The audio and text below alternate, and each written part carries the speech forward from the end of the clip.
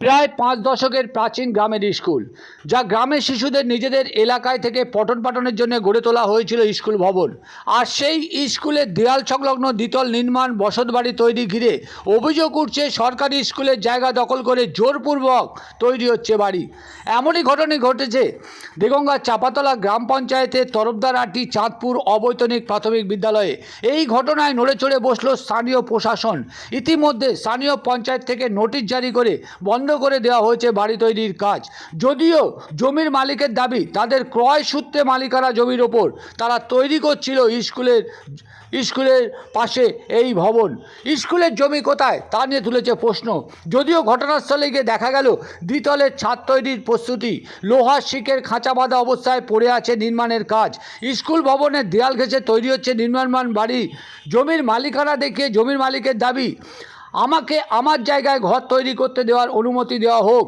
যদিও ঘর তৈরির প্রাথমিক পঞ্চায়েত অনুমোদন দেখাতে পারেনি ওই জমির মালিক, যা জানার পর স্থানীয় পঞ্চায়েত থেকে নোটিশ জারি করে বন্ধ করে দেওয়া হয় ঘর তৈরির কাজ।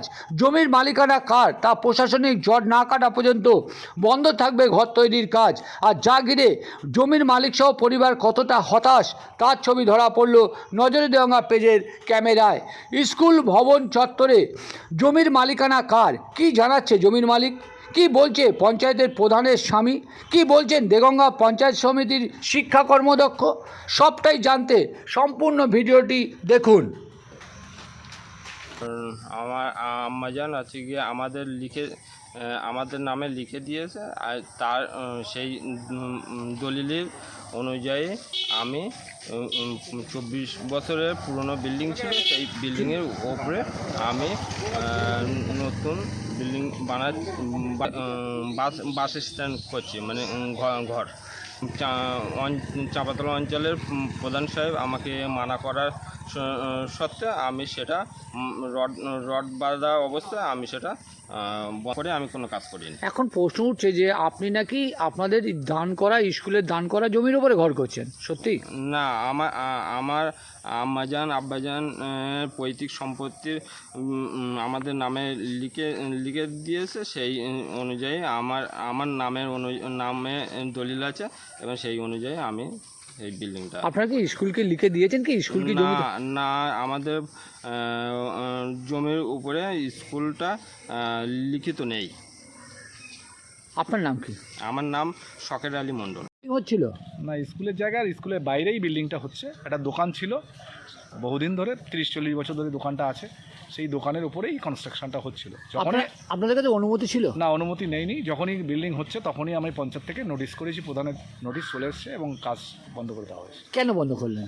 বেআইনি, তার পারমিশন নেয়নি। পঞ্চায়েতে কোনো পারমিশন না নিয়ে করছিল বলেই আমরা বন্ধ করে দিই। কিন্তু অভিযোগ উঠছে প্রধানের, মানে আপনি প্রধানের স্বামী, সেই জায়গায় দাঁড়িয়ে বলছে প্রধান নাকি কাটমানি খেয়ে এই বিল্ডিংটা রাতের অন্ধকারে চলছিল।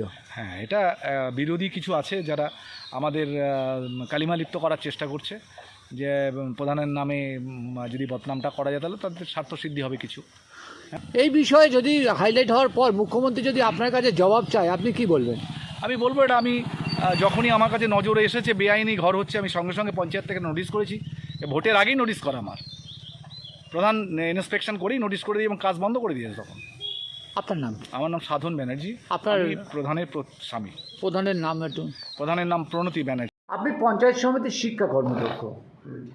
স্কুল একটা শিক্ষা প্রতিষ্ঠান, সত্যিই কি ওটা জমিটা কি শিক্ষা প্রতিষ্ঠানের জমির ওপরেই তৈরি হচ্ছে ঘর? কিরম আপনার কি মনে হয়?